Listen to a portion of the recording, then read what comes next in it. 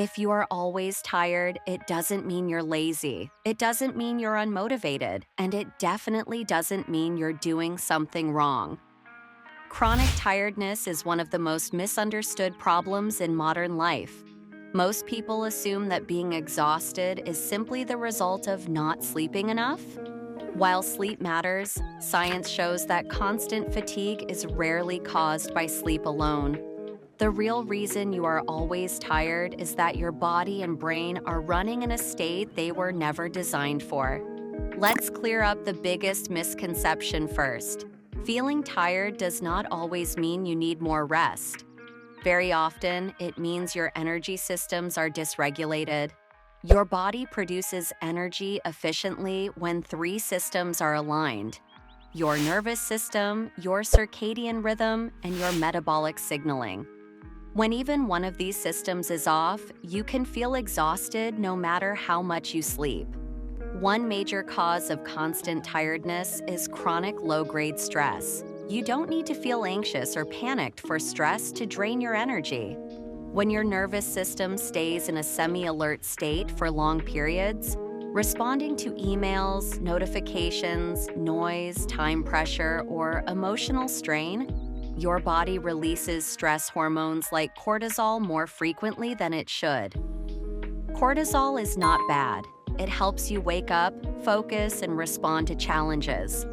But when cortisol stays elevated for too long, it disrupts sleep quality, impairs glucose regulation, and increases mental fatigue.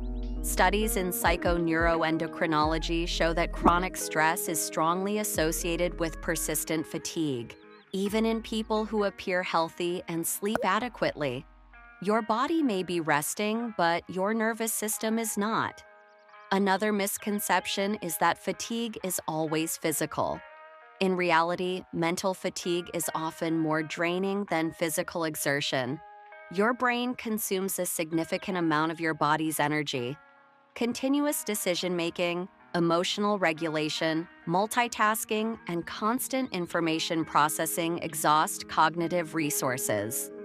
This is known as cognitive load. When your day is filled with small decisions, constant context switching, and unending stimulation, your brain never fully recovers.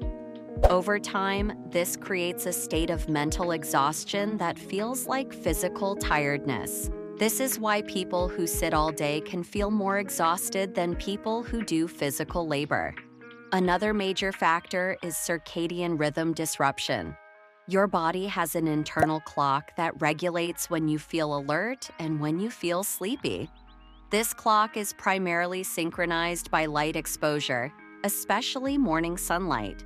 When you wake up late, spend most of the day indoors, stare at screens, and expose yourself to bright light at night, your circadian rhythm becomes confused. Your body struggles to release energy at the right times and to recover properly at night.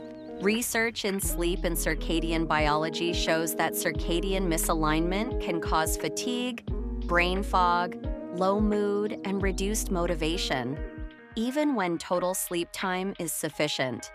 This is why sleeping more doesn't always fix exhaustion. Another overlooked cause of constant tiredness is blood sugar instability. When you rely heavily on refined carbohydrates, sugary snacks, or irregular eating patterns, your blood glucose levels rise and fall rapidly. These fluctuations trigger insulin spikes followed by energy crashes. Each crash sends a signal to your brain that energy is low, even if your body has plenty of fuel available. Over time, this creates a cycle of fatigue, cravings, and reduced concentration. Studies in metabolic health show that stable blood glucose is closely linked to sustained energy and cognitive performance. There is also the issue of under-recovery, not overwork. Modern culture glorifies productivity but ignores recovery. Recovery is not just sleep. It includes mental rest, emotional processing, physical movement, and periods of low stimulation. When your days are packed and your downtime is filled with screens, your brain never enters a true recovery state. passive scrolling does not restore energy. It often increases mental fatigue. Neuroscience research shows that the brain recovers best during low stimulation, present moment activities, like walking, light movement, or quiet reflection. Now let's talk about what actually works. The first step is to regulate your nervous system before trying to increase motivation. If you are constantly tired, pushing harder is the wrong move. Your nervous system needs signals of safety. Slow breathing, longer exhales, gentle movement, and predictable routines tell your body that it does not need to stay alert all the time. Even 5 minutes of slow, controlled breathing can reduce sympathetic nervous system activation and improve perceived energy. The second step is to anchor your circadian rhythm. Expose your eyes to natural light within the first hour of waking, even on cloudy days. This single habit has a powerful effect on energy levels, alertness, and sleep quality.